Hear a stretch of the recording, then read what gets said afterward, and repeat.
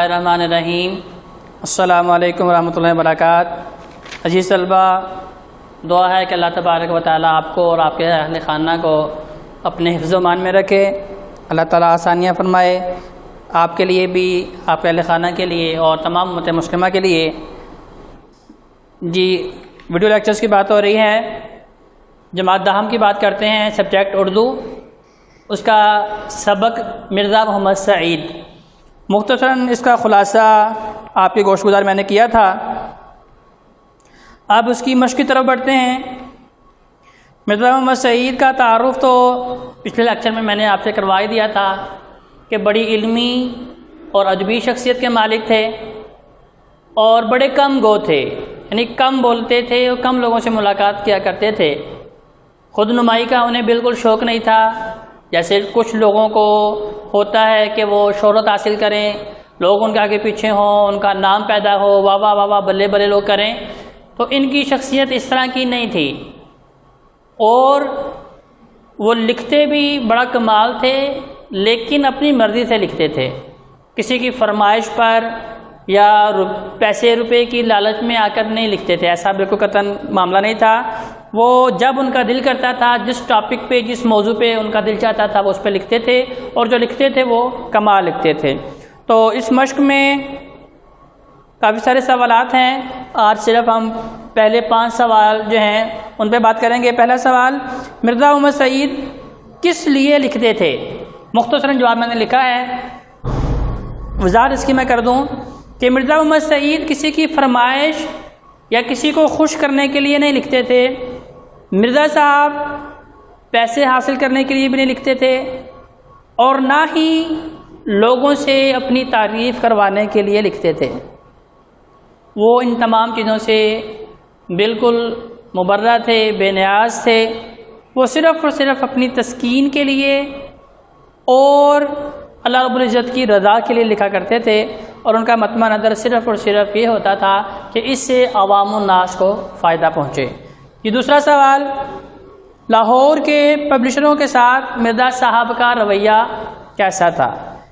یہ لاہور کے بہت سے پبلشر مرزا صاحب کے پاس کتابیں لکھوانے کے لیے آتے تھے اور انہیں بڑی بڑی رقم کی بھی پیشکش کرتے، لیکن مرزا صاحب نے کبھی کسی کی پیشکش کو خاطر میں نہیں رکھا، نہ کبھی روپے پیسے کی لالچ کی اور نہ کبھی ان کے لالچ دلانے پہ کچھ لکھا، ہمیشہ انہیں معذرت کر لی۔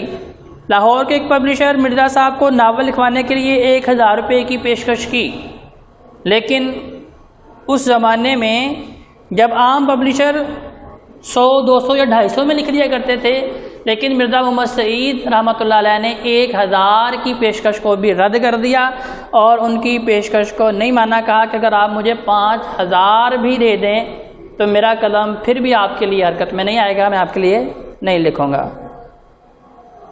تیسرا سوال، مرزا صاحب کی معرکۃ الآراء کتاب کا نام اور مرتبہ بتائیے۔ یہ ویسے تو مرزا صاحب نے بہت سی کتابیں تصنیف فرمائی ہیں، ان کی قلم سے بہت سے شاہکار تیار ہوئے ہیں، لیکن ان کی کتابوں میں سے سب سے معرکۃ الآراء، اور جس نے بہت شہرت حاصل کی، بہت نام پیدا کیا، اور مرزا صاحب کے تعارف میں بھی اس کتاب نے بڑی مدد کی، اس کا نام تھا مذہب اور باطنیت۔ یہ میں نے وائٹ بورڈ کے اوپر لکھ دیا ہے، اور یہ کتاب ایک ایسی علمی کتاب تھی کہ اردو کے اگر 100 عمدہ کتابیں اگر آپ چھانیں، ان کی ورق گردانی کریں، ان کا مطالعہ کریں، تو شاید ان 100 کتابوں میں سے یہ زیادہ عمدہ، بہترین اور نایاب کتاب تھی۔ اس کے بعد چوتھے سوال کی جانب بڑھتے ہیں، مرزا صاحب کی کن 2 قومی شخصیات سے عزیز داری تھی؟ یعنی کہ کون سے 2 ہمارے ایسے قومی ہیروز تھے جن کے ساتھ ان کی قرابت داری تھی، عزیز داری تھی، یعنی کہ رشتہ داری تھی، ان کا تعلق تھا؟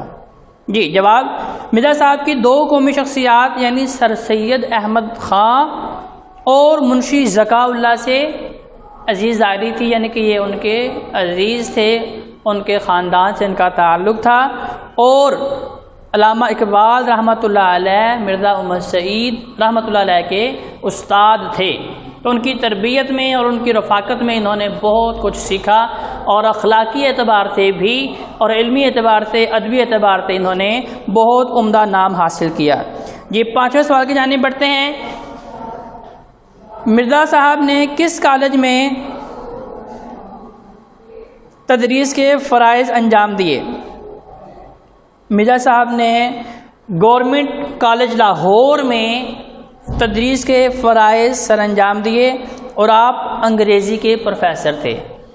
اب پروفیسر آپ انگریزی کے تھے، اور اردو کے اوپر بھی آپ کا قلم جو تھا وہ بڑا بہترین چلتا تھا، اور بہت سے ناول آپ نے لکھے تھے۔ یہ 5 سوالات آج کے ہمارے اس لیکچر میں شامل تھے۔ اسے اگلے سوالات انشاءاللہ اگلے لیکچر میں لے کے آپ کے سامنے حاضر ہوں گے۔ اللہ سے دعا ہے کہ اللہ تبارک و تعالیٰ سب کا حامی ناصر ہو۔ السلام علیکم ورحمۃ اللہ وبرکاتہ۔